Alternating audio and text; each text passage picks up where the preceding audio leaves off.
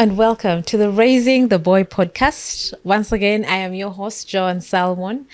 Welcome to this space where we make the boy's voice heard. Our mission is to ensure that the man returns to his throne. And today we are thankful to have been hosted by Avoda Institute of Entrepreneurship. They have an awesome space for podcasts and meetings, but they are also an institute that is training Christians to ably do business in the marketplace. Imagine doing business the Christian way, even when you're in the world. An awesome place to be, and I pray that you can check them out. Today, we are discussing about why your son might be pushing away. And with me on the set is an awesome gentleman. He's called Pastor Sam Aliku. He is the head of Petra Foundation, but also the pastor of Mavuno Church, Kira branch, and is very passionate about how boys are parented, how they turn out, but also the men. Welcome, Pastor Sam. Yeah, it's a pleasure to be here. Thank you so much, Joan.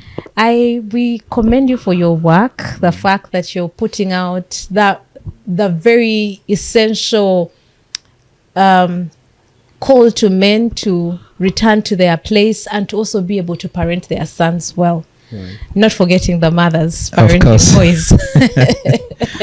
That's true, yeah. Yes. So our conversation is, why would a son push away their parents? Wow. Yes, Joan, thank you so much for that question. Before I get there, yes, my names are those that Joan said. I'm a very intentional father. I'm a very, very intentional father. According to the statistics in Uganda, 5% of fathers are intentional. So I want to believe that I'm one of those. And the statistics are staggering. When I go back to your question, it's I think it's not far from now, about on the 25th of May, there was an article which said that it's now up to 37% of fathers are absent. That was in the New Vision.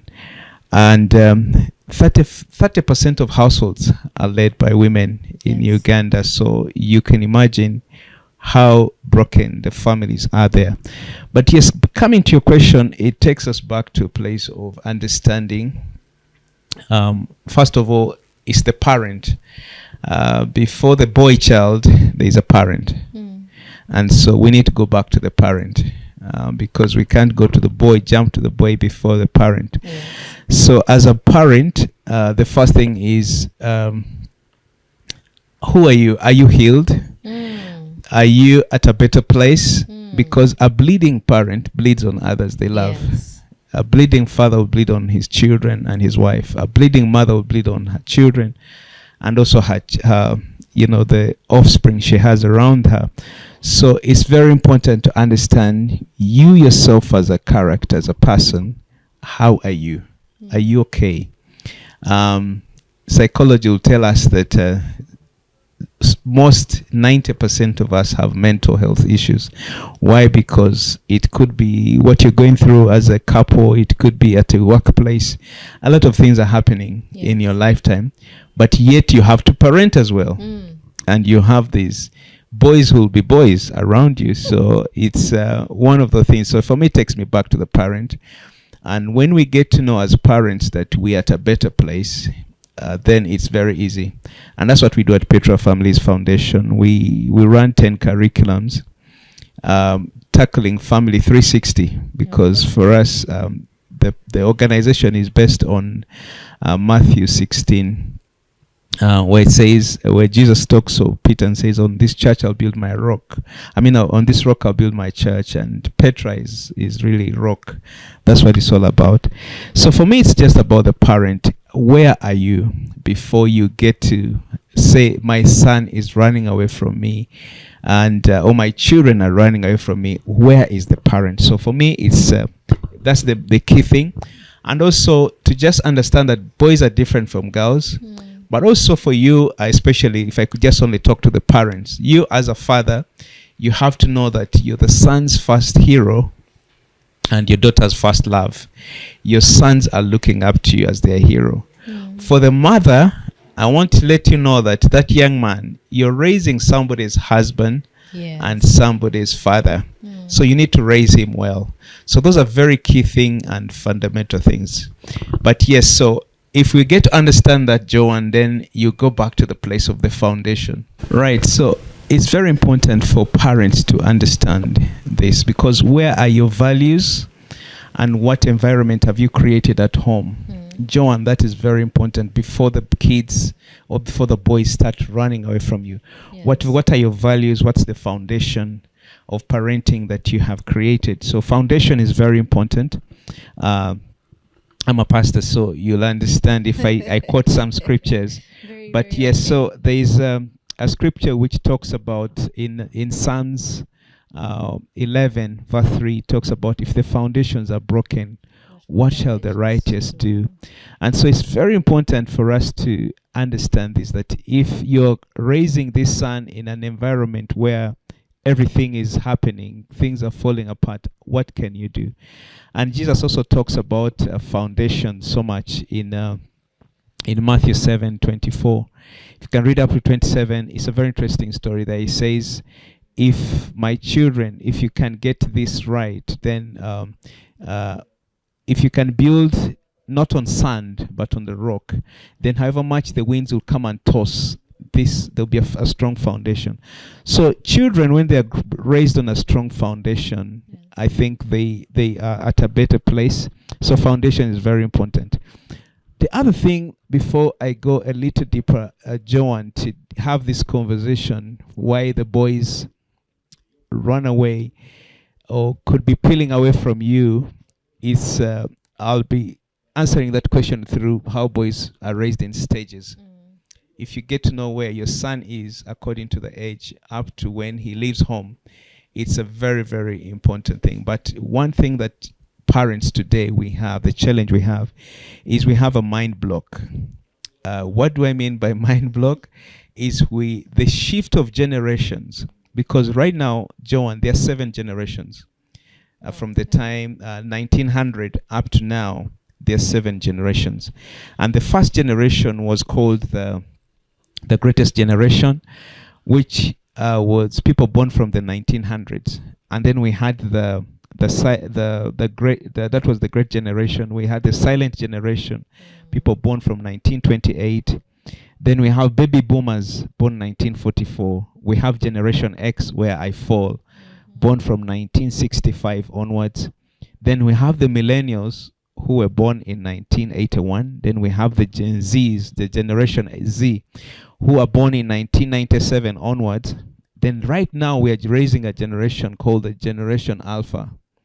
They are more brilliant. They know AI. I don't know how their children are going to be, but this is a generation we are raising right now. Yes, Generation Alpha. If you have a young man born in 2013 onwards, those are Generation Alpha. They are more brilliant. They know things. They are more wiser. Now, if you have a mind block, or as a parent, you're still thinking of, for us, we went to school barefooted. So can you. So you can also do the same thing.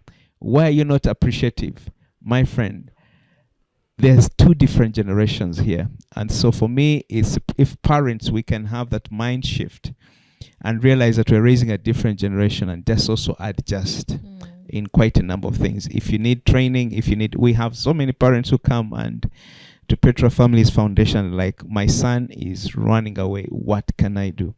But then that is usually the core. We go back. Yes. Because it goes back to the foundations, and also realizing that we're raising a different generation, and so we have to adjust in many ways. So it's very important for parents, for us to understand that the generation we're raising is different. Yes. And we also have to do things in a different way. Okay. Yes. That's a lot to chew on, because I'm imagining a family where a Gen X married a millennial, and they have Gen Alphas. What kind of mix-up there can be in such a family? But yes, it's very important to understand who we are, and then who we are raising, and the times within which we are raising these children. Because if we say what worked for us can also work for you because it didn't break us, then I think we are missing the point. Yes, we are.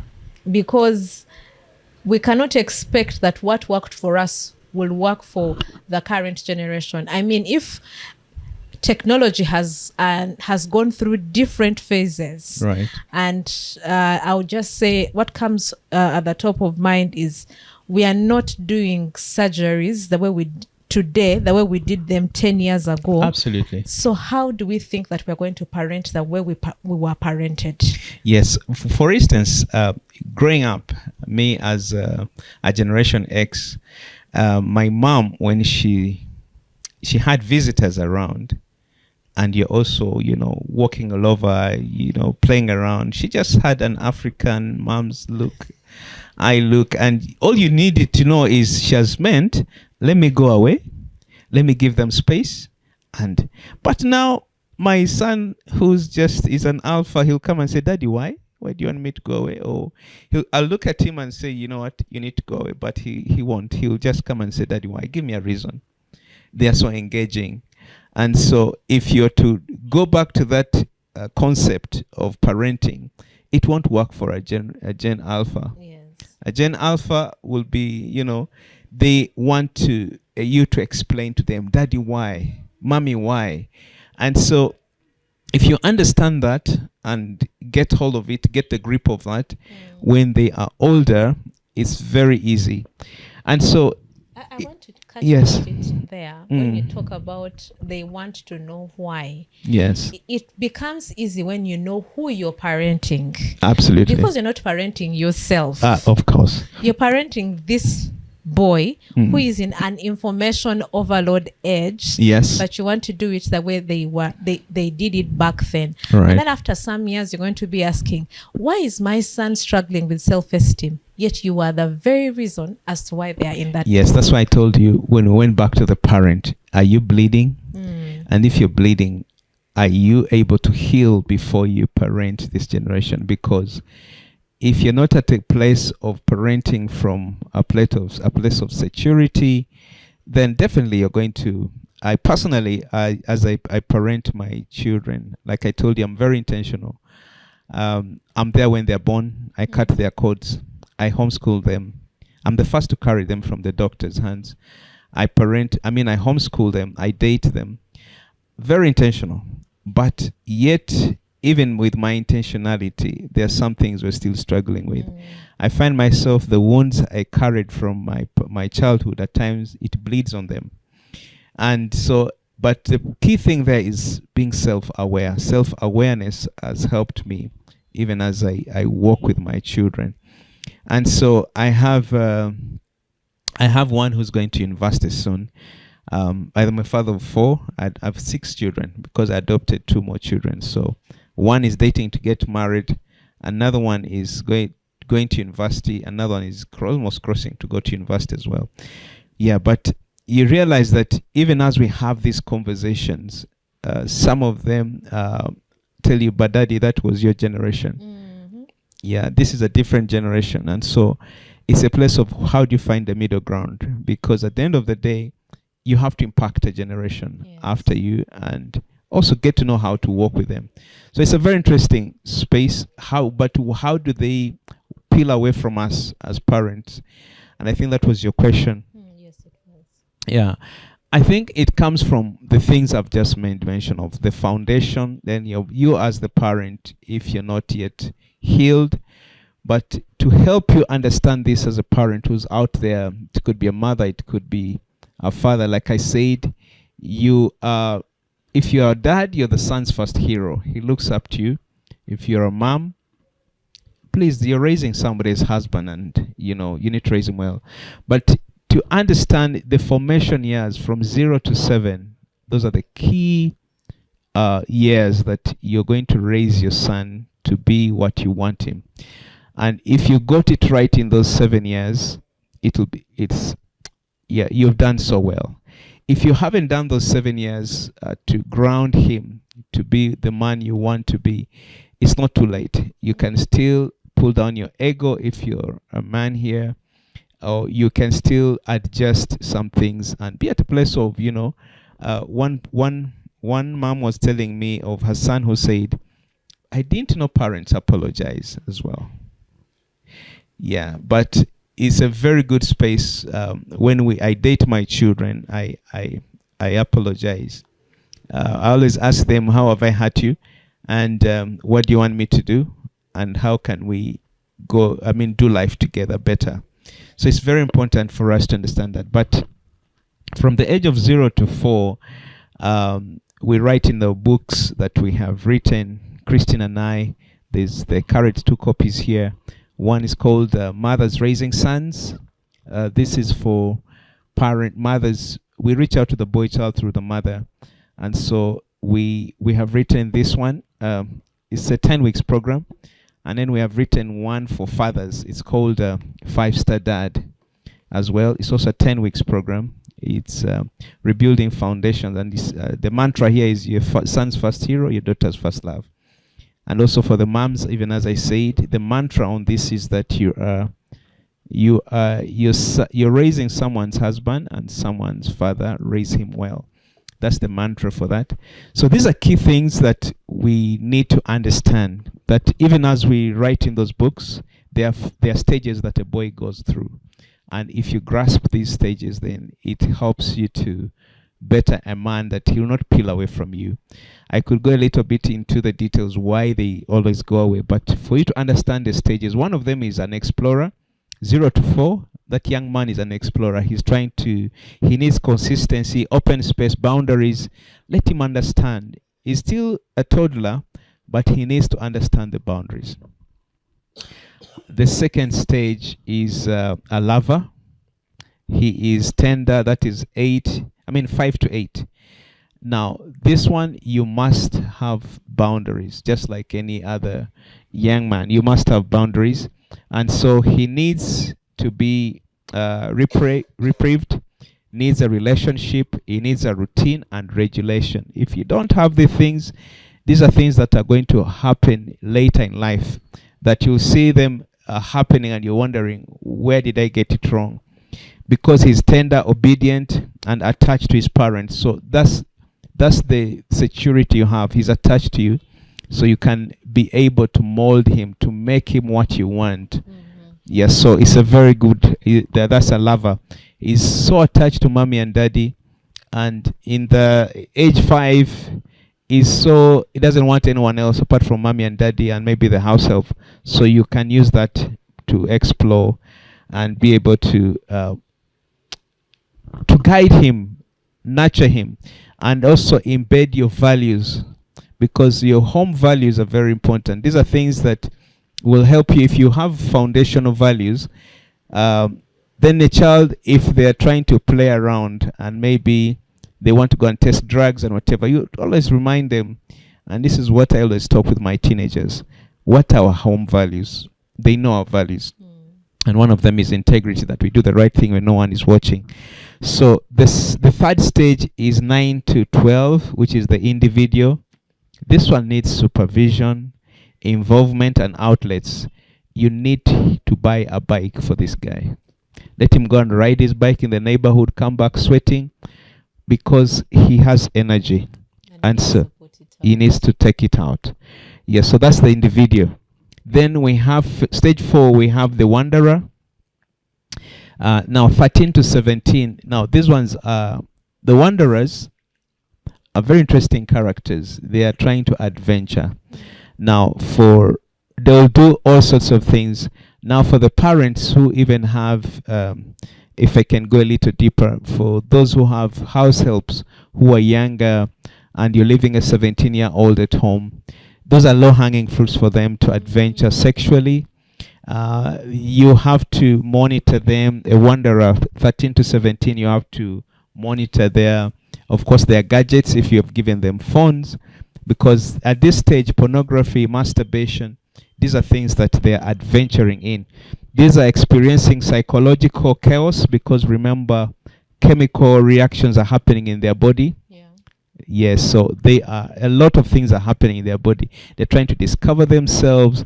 Hair is growing in every part of their body, particular parts of their bodies. So a lot of things are happening. So you need to monitor these young men. You need to work with them.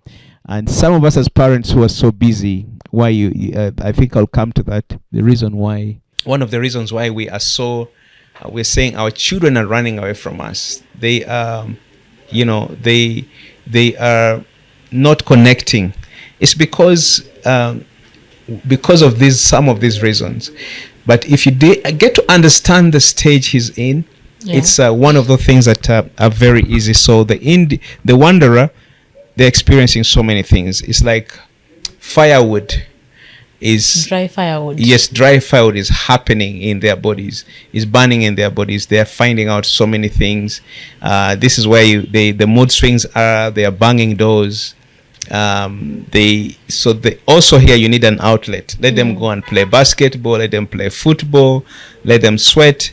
Let them come home and they eat more. They sleep more. A teenager at this age, he can sleep the whole day. Oh yes. Just wake up, go and eat bread, come back and sleep.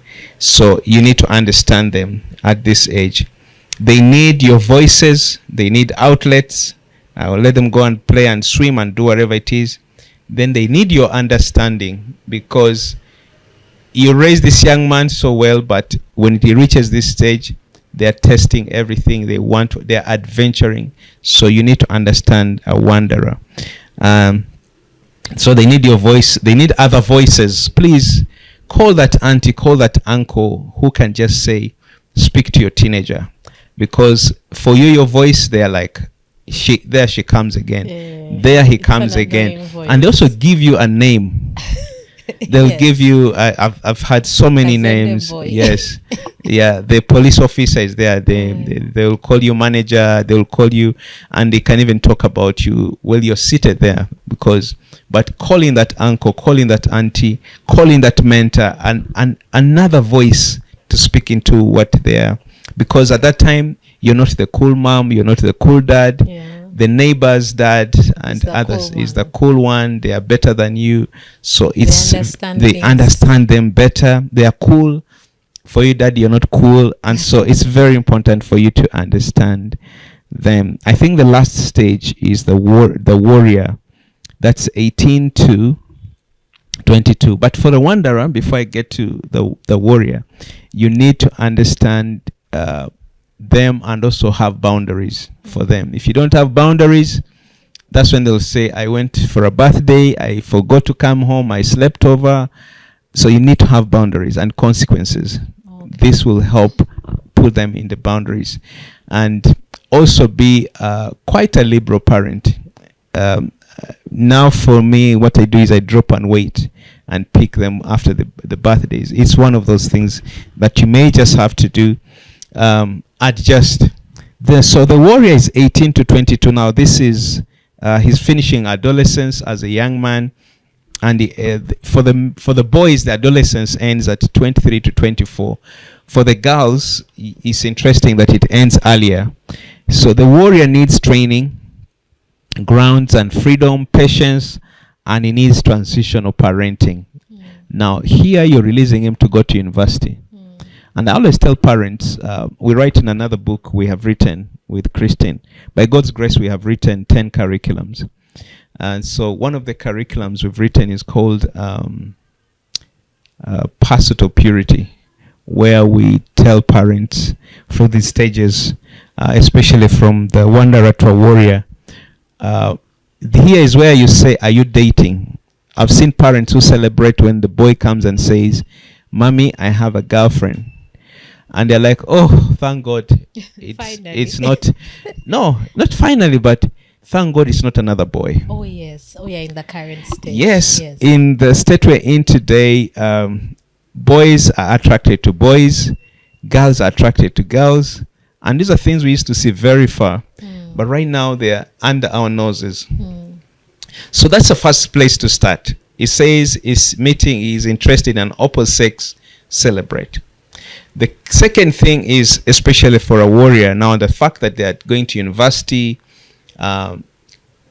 encourage them that when you start dating, bring that person home. You know, I remember growing up, my mom always said, I took you to school to study. If you ever mess up anything, I don't want to hear. I want the degree. Then we can start talking about relationships and other things. So there's some boys who are under threat, especially warriors. So they'll start dating at university and never bring that girl home.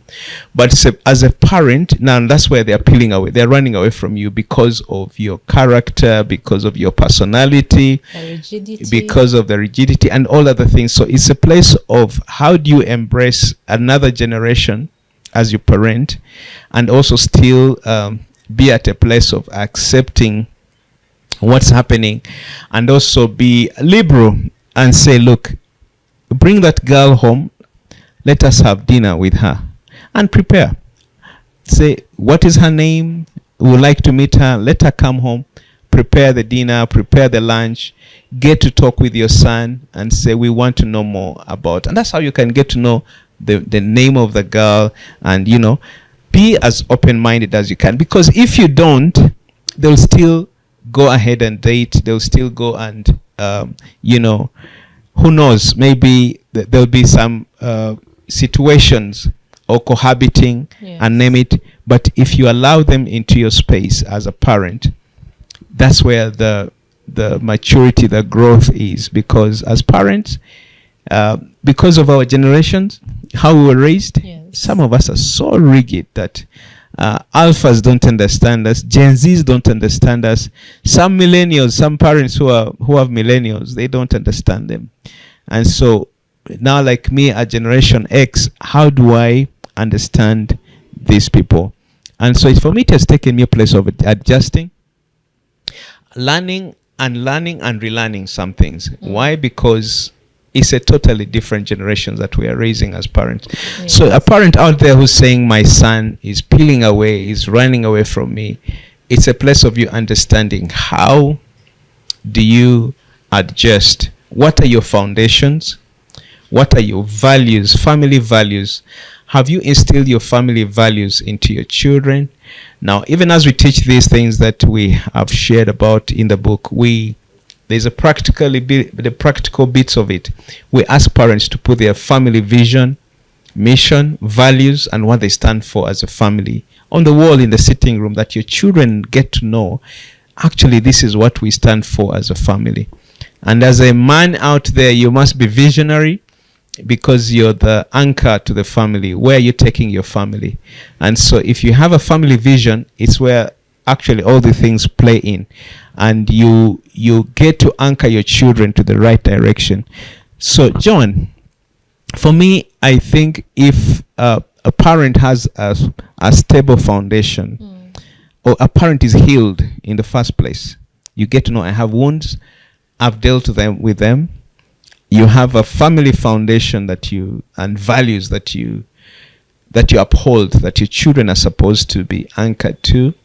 And then now you start this conversation of getting to know their stages that they're going through. If you know he's a warrior, you know, this is how I need to handle this person.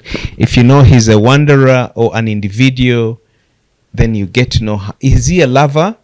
Lovers are connected to dad and mommy, and some people just say, now this child is all over me, or can you go out, I want to do something, but can you create time for them? So those are key things.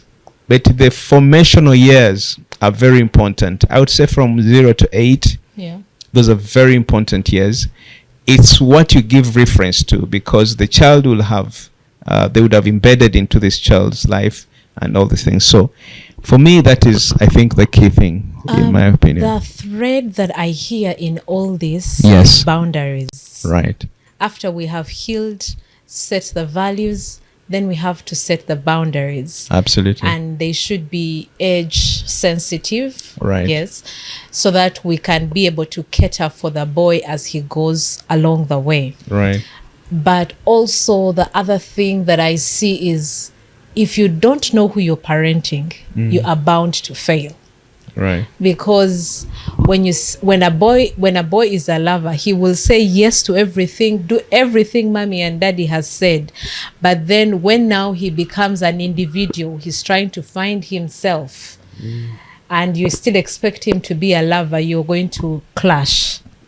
But then, and I think it will spiral into the warrior, into the wanderer and the warrior stages, because if you haven't yet understood who he is, haven't put the necessary boundaries in place, then things are bound to go out of hand. Right. And the peeling will even be very painful. Yes, that's very true, and we have seen it even in our children.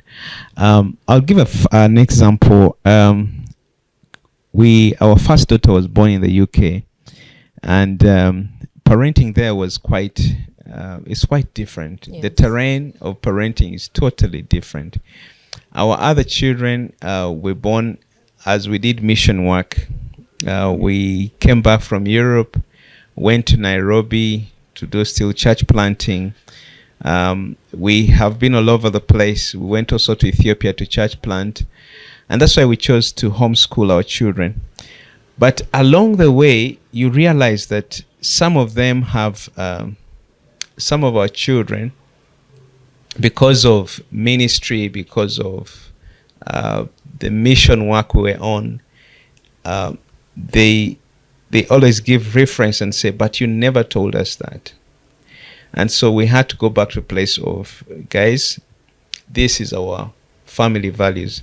It looked like it was so late, but yet we had to keep drumming it in their ears. And you say that repetition is a mother of learning.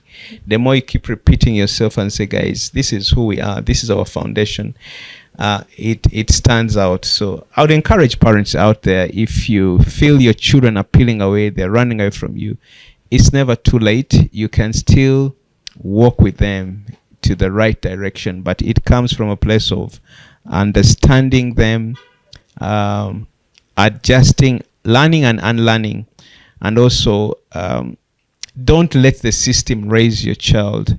Because if you let the system, from nursery, you're taking the child to a boarding school, and then they come with you, and you're with them for a very short time because you are so busy. Yes, you're so busy for now, but time will come when you'll have no connection. And now that connection is where you find parents are saying, my children are running away from me. But it comes from a place of, if you don't have time for me, then why should you expect me to connect with you? The emotional connection comes from proximity. So if there's no proximity, you're taking me to boarding school every time, and then when I come back for holidays, it's you're still busy for me. No holidays together, no memories together. I think that's another big thing, that a parent out there saying, my child is running away from me. If you create memories together, it helps, because you get to connect, you get to do things together.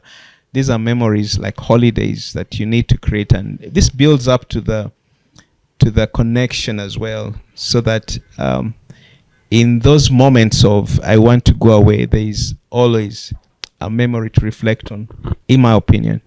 Yeah, when you talk about memories, it strikes a very big chord for me, because many times parents want to give the gifts, right? And the funny thing is, the gift is like a drug. Yeah. Today, if you give them a gift worth 20,000, right, tomorrow they'll want a gift worth 50,000, and before you know it, it's a gift worth 1 million. The question is, can you afford it? And yet we can always find ways to connect that don't have to cost an arm and a leg. And it's those memories that this child will be like, oh yeah, Mommy made sure we go here, we had lunch here, or Daddy did this with us. Do you remember when we were riding the bicycle? Or Mommy fell down, or Daddy picked me up. That first bicycle ride, I got bruised, but Daddy was there to encourage me. And it's those things that they reminisce on and feel connected. Absolutely. And keep coming back to the cradle. Because you see, when you have reached the warrior stage and we are getting to that place of the empty nest, you know, it gets worse, right, when there was no connection. It's because true. they will never come back. There's nothing they are coming back to. Absolutely. Sadly, they may never even bring your grandchildren. Yes, so Joanne, you're so spot on. We have so many stories of that kind. Being a counselor, if I said some of them, people can put the dots together out there listening to us or watching us. But yes, so there's some situations where if you don't get it right, no, not some situations, it's just a reality of life that if you don't get it right now, especially with the connection with your children, with those small little things, it's likely that they could be far away from you. And this is where, especially for fathers who say, I'm bringing you bread on table, I'm bringing bread at table, and so you must appreciate, you can't you see, but yet you are spending more time away from your children.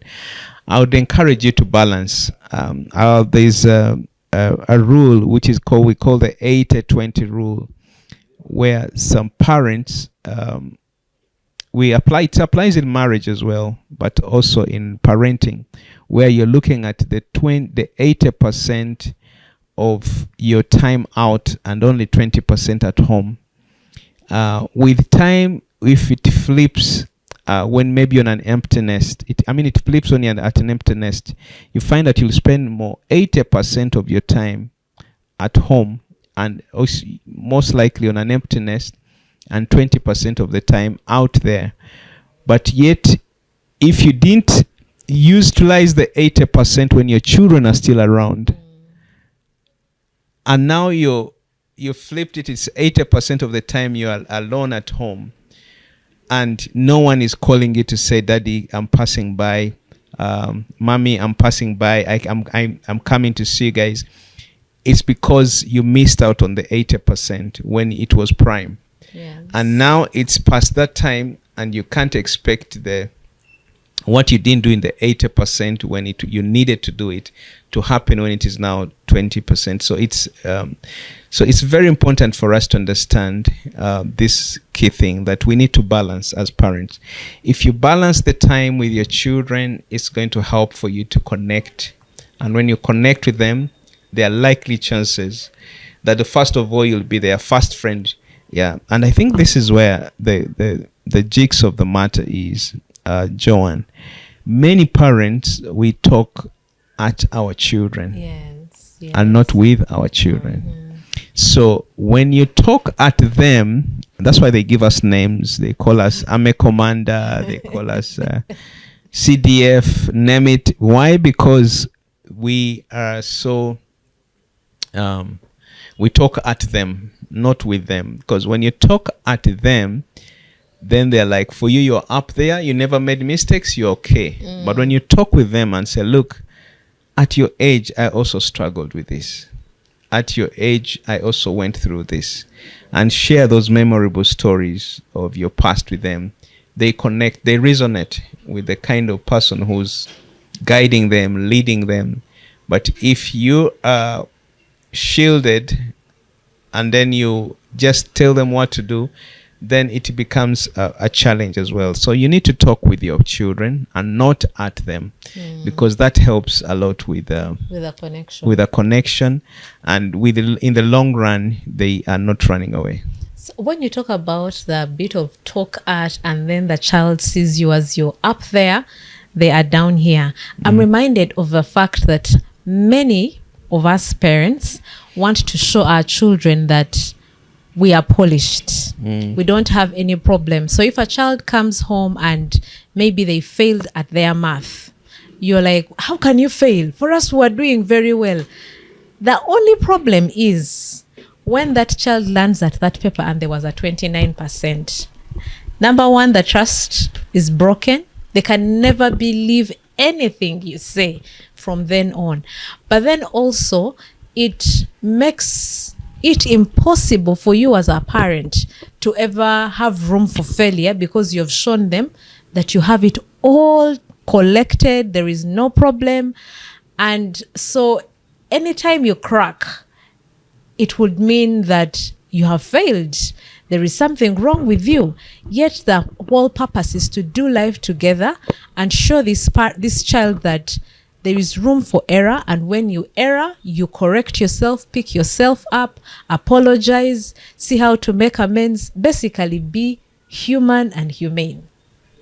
Yes, I totally agree. And, you know, foundation is very important because when we have the foundations, these things don't break us, or we don't easily lose out. And some of these small things, I would encourage a parent out there that these small little things that we are talking about build on from right from a place of even at the dining table. I've in Europe, and I've traveled around the world. Even when I travel to the US, to Europe, there's this thing fading away of having a dining table and having a meal together as a family, where children serve food and go to their rooms to eat. And yet, if you sat at the dining table, is where you actually pick so many things. Now, maybe for parents who pick their kids from school and go home with them, it's right from the time you pick them at school, the conversations you're having in the car are leading to a place of the dining table. And at the dining table, after everybody's refreshed, is where now the real thing you pick up, the mannerism, what is happening, what's going on.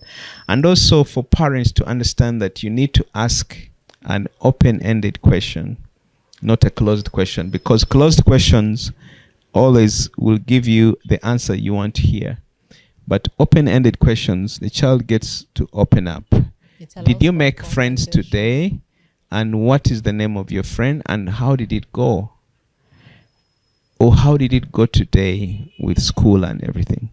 But if did you do math today? Yes. Did you do English today? Yes. Did you do? Okay. All right. Enter the car. Let's go.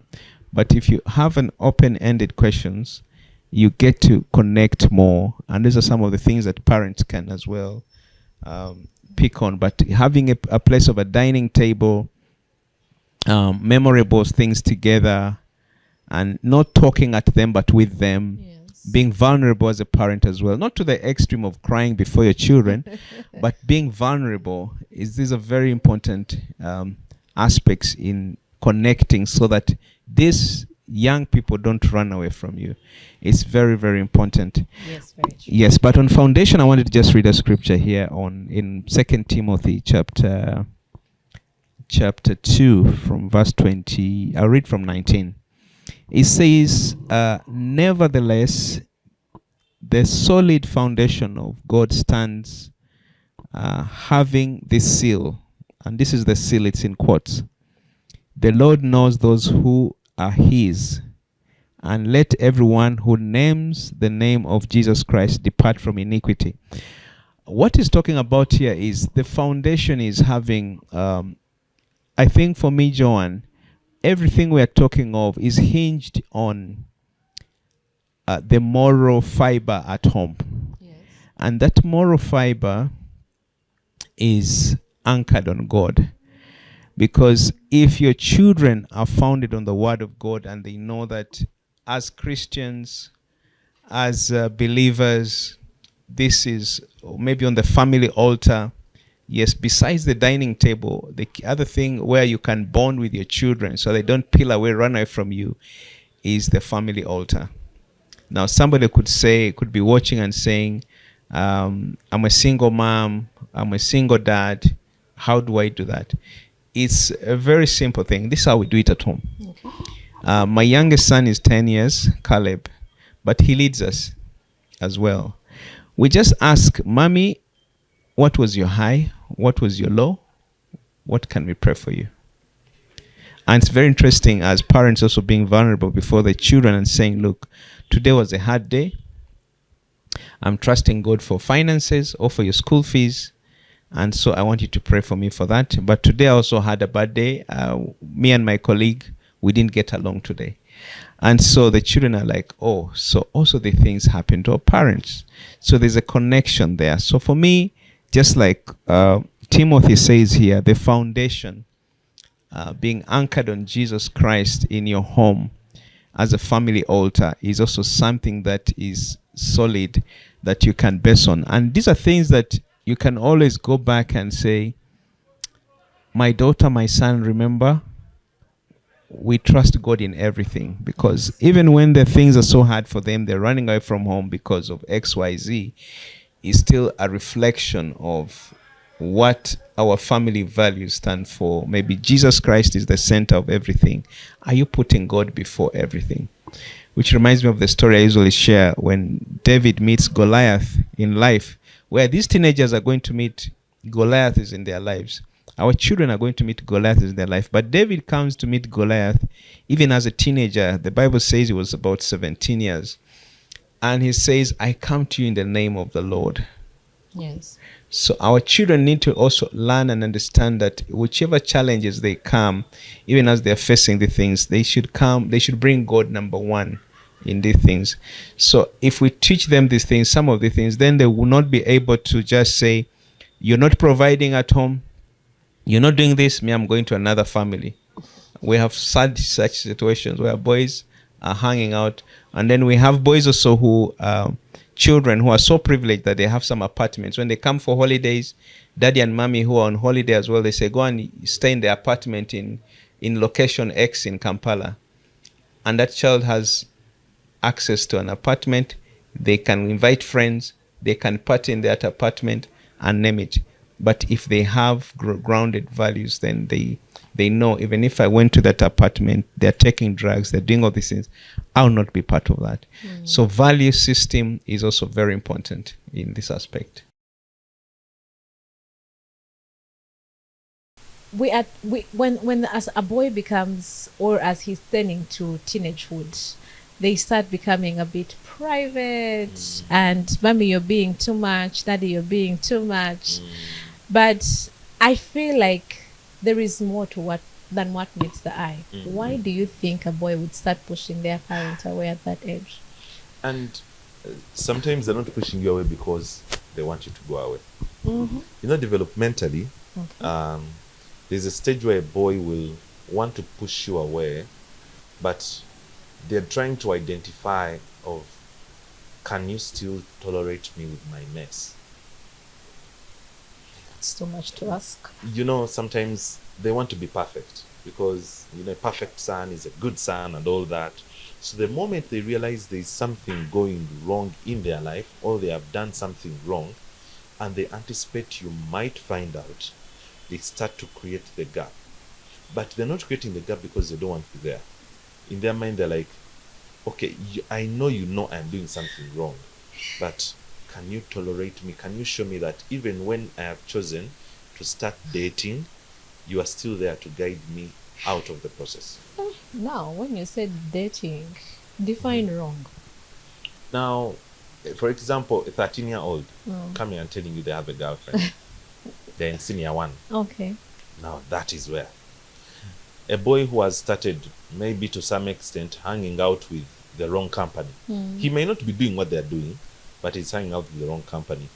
Before you know, he has started speaking slang. Now, there are children who know that their parents do not like something. So to avoid the parents knowing that these children are beginning to do it, they pull back, most especially the boys. They'll pull back and keep quiet, but you realize it is even in the girls. But then this is just a stage, it's a phase. And you need to know that you also went through it. And most of the things you're talking about, your parents have gone through them. Yes, we've gone through them. But challenge comes when a mother is ready. Now she didn't go through what this boy is going through now. So now this is where we identify the things. To some other extent, we always like correcting face to face. Now with the boy child, it doesn't work. It's the girls that enjoy the face to face. Do you know why you'll hear many people say the best conversations they've had with their mothers is when they're in the kitchen? Yes, actually I read something like that. Like when she's chopping the onions and we're having conversations, she's not looking at me. I can be able to say anything. So every boy, isn't he scared that the knife might fly? No. Every boy will tell you the best conversations they've had with their mothers is when they're in the kitchen. And you'll find another boy telling you the best conversations I've had with dad is when we are driving somewhere. Oh, we're washing the car. They like the shoulder to shoulder thing, not the face to face. So when you're seated in the car talking to the child knows you're not looking at him, you're focusing on the road. So he can be as open as he can because he doesn't expect you to give them that eye of I'm looking at you. But don't they realize that these are African parents? You know, when we're growing up, Mm. and then you say something, and before you know it, the mulao has swung this. Well, of course, now that is the time where you've gone wrong, Uh-huh. but the time where you want now, this child has pushed away, but you want to know why, and you want to pull them back. Yeah. So they'll prefer the shoulder to shoulder than you looking at them in the face and you're like, tell me, why did you do this? No. So imagine you're cutting onions, you're looking down, even maybe you're crying because of the onions. So you're not looking at this young man. So at the end of the day, they will open up and they will talk more. Now, the reason that's why they push some of the parents out is we come so direct. Even when we're asking questions of why are you performing poorly, you've come direct. Now there you've attacked. So what would the best question be? I've noticed there is a decline in mathematics. Where could the challenge be? Now that you're navigating him to want to talk about the challenge. But when you come with the why, meaning now it is all fully his fault, even when it is. Okay. Now they will get defensive. And one of the defensive mechanisms is vayo, sirika. That's why most parents, you realize, boys keep quiet. Oh, your man, he keeps quiet at me, he doesn't respond, and he's always just looking at me. He doesn't know what to tell you. He's now puzzled because in his mind he's already wrong. And we know these are kids, it will not change. And they won't disappoint you anymore. Exactly. That's why you realize even when it comes to the suicide parts, you realize if you go and have one-on-one with these parents who have had a boy child who has committed suicide, they'll tell you multiple times he has been quiet. Okay. A young boy, maybe senior one, returns back home. He's dirty. But before you want to find out why he's dirty, you begin attacking. But if this boy has people who always pull his shirt, who always slap him, who always do, I want to I don't know if it will sound like marketing, but there's a series called Teach You a Lesson. Okay. It came out this year. I've watched it and it has even broadened more. These kids will keep quiet because even reporting at home, where the parent is going to come, scold the people at school. Oh yeah. The school scolds the child. So the child thinks that after this one being scolded, they are going to come back to me and rant on me, which is not the case. So the moment even you as a parent, you lose the, how should I say, you lose the child's trust for safety. Yes. By attacking, they will not talk. Oh yeah. So when you talk about, I tell my parent, then my parent comes to school and tells and rants at the teachers. Then the teachers rant at me for, they call me a snitch. I think that's why very many children suffer bullying and just never talk about it. True. Because they know the parent thinks they are showing the school that they care and they have all the muscle, but they have left the child in the lion's den and things will just spiral out of control. And true. There's something I'm looking at, and this is to all heads of school. There are very many boys dying silently in the walls of your school. You see, I like what they did to Makerere University when they locked, I'm forgetting the name of the hall, because of its initiation things for some time, and then they reopened it later on. There were very many that left that university during that time and they were being frustrated. And when the administration picked up on it, it's no longer there. And now people feel safe to be part of it. If every school can identify where there is something wrong and then work upon it, and that is how we create safe spaces. I have seen some places where when a child identifies what is wrong, instead of changing that, they expel the child. Yes. They're like, just one, you will not manage. But then others are inside there. We are talking about why boys are always choosing drugs as a way out. It's the only place where they're not questioned, where they're not judged. Because the drugs won't ask you why are you taking the me drug or never anything. asks why. The bottle of Torero never asks why. It Yes. sits in where and now the moment he gets comfortable there, Sobola mukomao, you are, oh, the boy is looking at you like this. He's not around. It's the drug you're talking to, and after he will walk away. But it came from a point of pain. Sometimes they'll push you away when you cross the boundaries. What are the boundaries? Now, there are boundaries. I think for us Africans, we have borrowed the whites' comfortable syllabus of parenting for us parents, and we don't want to take the bitter one. Now, there's a bitter one where this boy is now beginning to need his privacy, Yes. and you forget to break the boundaries or to navigate the boundaries well. Some of you just come and barge into their system. Okay. They even have a system. They have a system. They are growing, remember. Yes. Now, their testosterone levels when they start. Testosterone. That one. So when by the time the child is becoming a teenager, the secretion is quite high. And this is creating a space of, I have my own space. Before you come into my space, you need permission to come into it. And now here is you, the child is coming in, avubuka, and you are Trying to push him down.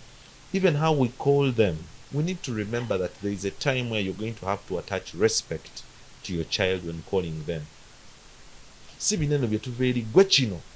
Like the boy is 14, Yes. you're calling him gwechino, but there are other people around listening. And then he's So- feeling his. Exactly. You're dropping his tones. They call now, right now, they call it aura farming. What? Aura farming. What's that?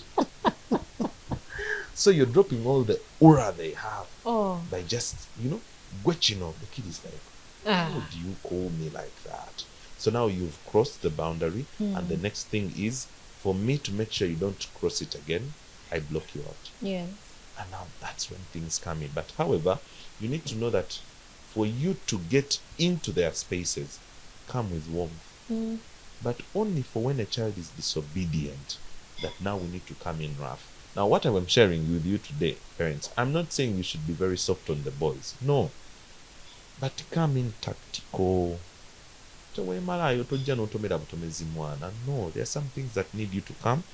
Study the environment. Look at. The same energy you give to the girl child is the same energy you should give to the boy child. But then we will tell you that the boy is masculine, he is hard. We cannot use the same soft gloves that we use with the girl. I want to be honest. Parents, you have to repair. Focus so much on repairing the boy child than wanting them to be perfect. Okay. We are raising the girl child thinking that the girl child needs to learn this, needs to know this, needs to be through this, because we think the girl child is vulnerable. But now, this boy child that you expect to be perfect also needs the same thing. Goes back to government. You know, very many jobs now, the ministry, I'm forgetting the ministry that said this job, this the percentage of these women should be there. Gender.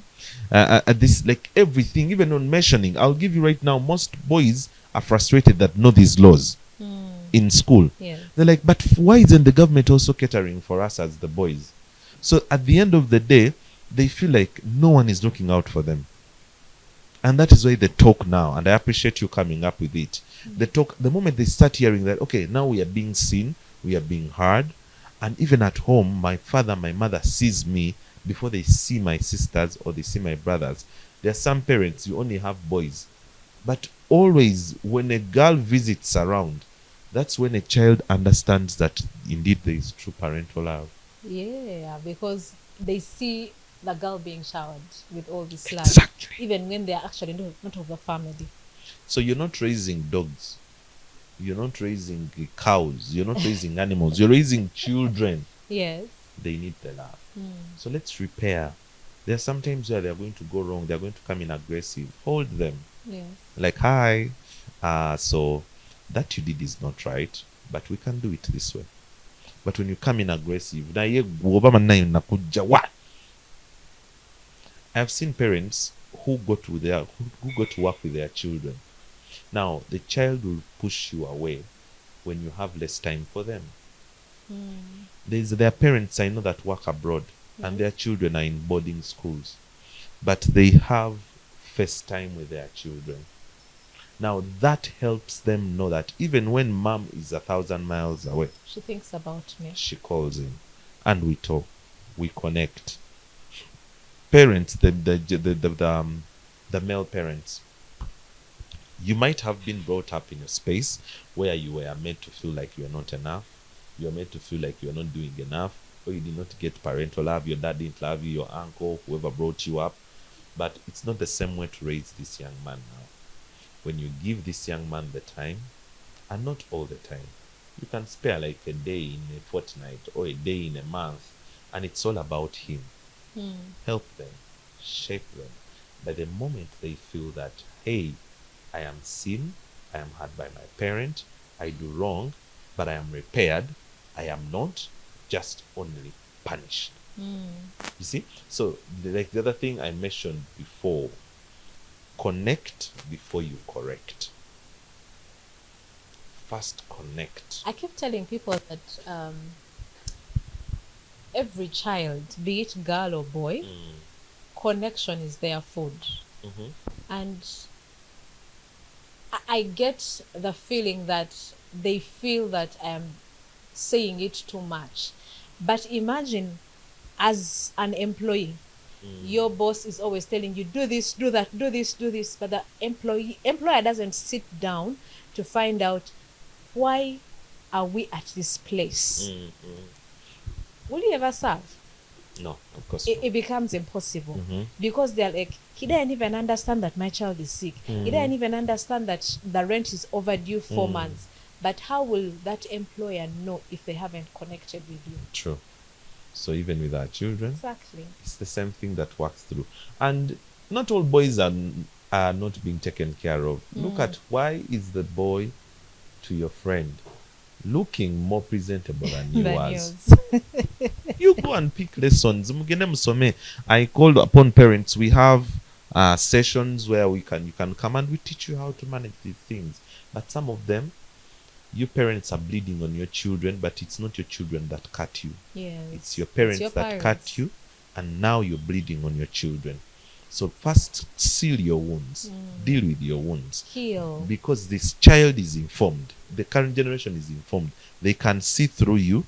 They can see through your pain, and they know you are just pouring out onto them. And now for them to feel safe, they are going to close you out because you have failed to control yourself. Yeah, and in closing, I'll say, for a child, even negative attention is okay. As long as it's as attention. long as it's attention. So they will break that cap just so that you can see them. They will make that noise even when you're sleeping, just so that you can see them. And they'll even refuse to read books, have poor grades, just so they get your attention. Chimana bino yase. Yeah. Chitawo yagula ebimala. Exactly. So pick your heart. And That's all we can say. so, but we really need to get to points where, correction starts right from home. Yes. Stop sending your children to schools and expecting schools to fix them. Or to Sunday school. It all starts from home. Make the home a safe place. Once your child leaves home and they know it's the safest place, they will always know that there is a point where I return to, and I am human, I am a child, and I am loved. And I am hard. Exactly. Then they'll pull you closer. That's how it works.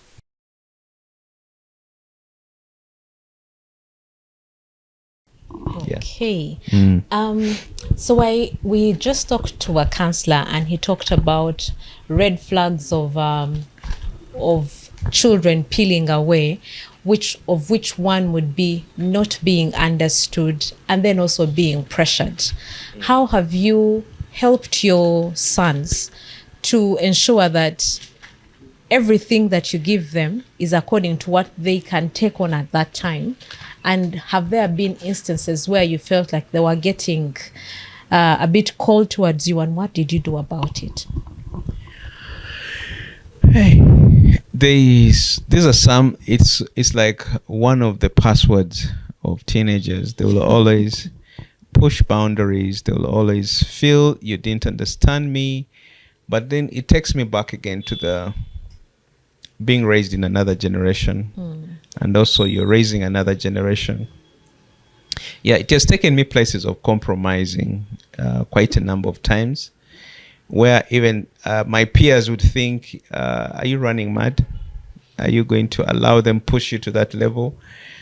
But being an intentional father, I find myself getting to them at their level, lowering yourself. It is said, if you want to pick something on the ground, then you have to also bend to where it is. You can't stand where you are and say, can I pick a pin when you're standing? No, you have to bend low. And I think for me, that's a policy I've had that has helped me along the way, getting to their level, but also not lowering my values, but also understanding them that, they're also having hormones that are disturbing their bodies. But the key thing there is adjusting to this walk with the teenagers, that you will, as a parent, we have to unlearn and learn. Yes.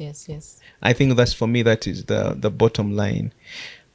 Besides God helping us, because Joan, truth be told, none of us went to school to learn to parent. That's very true. It's where you learn on the job. It's just like marriage.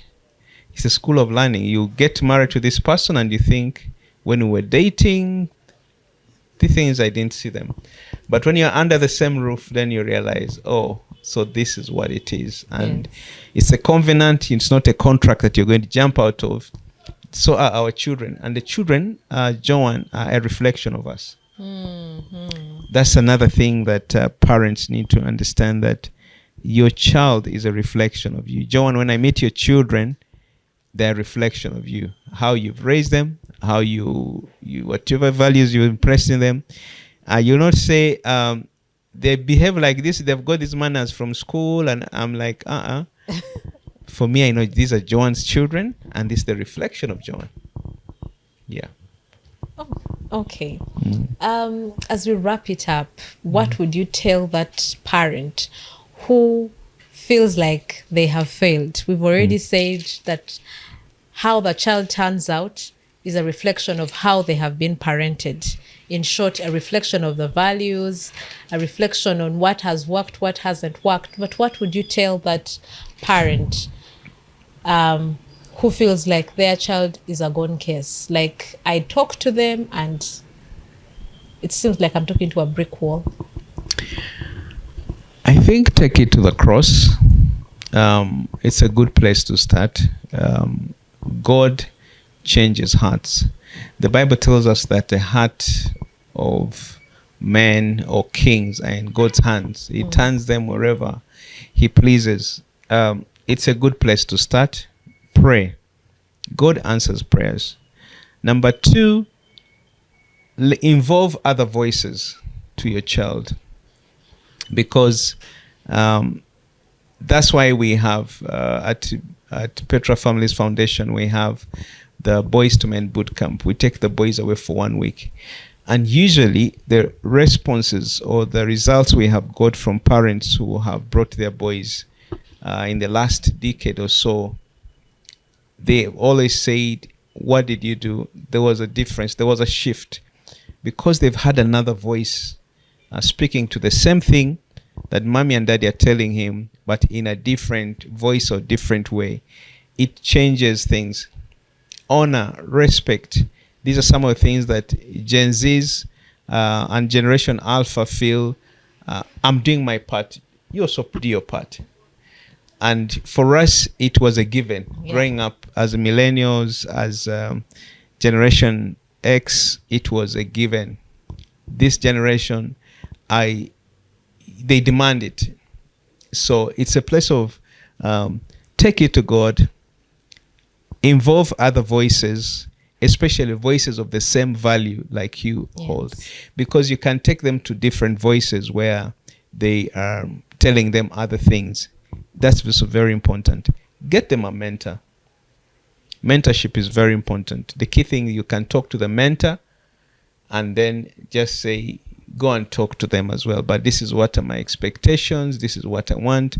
So a third voice, more of the same, but really a mentor is working with this person, connecting with them better than maybe just a conference, a seminar, a boys to men boot camp. We also call them mentors, the men that work with the boys. Yeah. So I think those are key things. If that is done, then I believe, especially with prayer, that God should be able to touch that heart. Remember, that heart is a tender heart, and you have also put in your values, you've put in your everything to raise this child. So God will orchestrate it. God knows your burden, God knows your heart. And also the other thing is, parents, let's restrain the words your tongue creates. Oh, yes. Oh, yes. Don't speak negative words. Those words chase away your children, calling them pain, calling them failure. Look at your big head. Look at all the things. Those are things that also, now a teenager will like to size you up. And some of them are taller than us as parents. They are well built, so they feel they are enough. So the more you say those words, the more you push them away. So if you can restrain those words, it's also very important, because then you can practice, you can get a group of people to teach you the words to say, because you blessing your child and speaking positively of them also contributes to their mind shift, contributes to their obedience and responsibility at home. Yeah. And you can get those things in a nice way from them, with other than being harsh and being rude. Yeah. Okay. Thank you very much, Pastor Sam. It's a pleasure. And there you have it. You have had it very clearly. Your son doesn't peel away from you or doesn't resent you out of the blue. There are things that have gone on, whether you know it or not, whether you noticed or you didn't. So now it's time to reflect. What went wrong? What can you change? It's never too late. That boy is still your son, and you can do a whole lot to change them, to make them a better boy. We cannot lose hope. Until next time, it is Raising the Boy podcast, and I'll see you, John Salmon.